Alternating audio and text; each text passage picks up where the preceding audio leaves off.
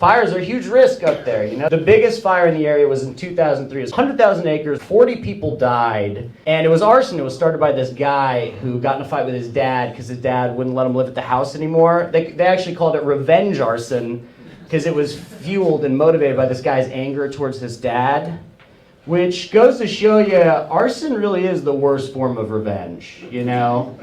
Because now 40 people are dead, but guess who's still alive? Your dad. Like, you should have just killed your dad. You know, like, sometimes in life it's easier to just kill your dad. You know, like, it's like Smokey the Bear says, only you can kill your dad.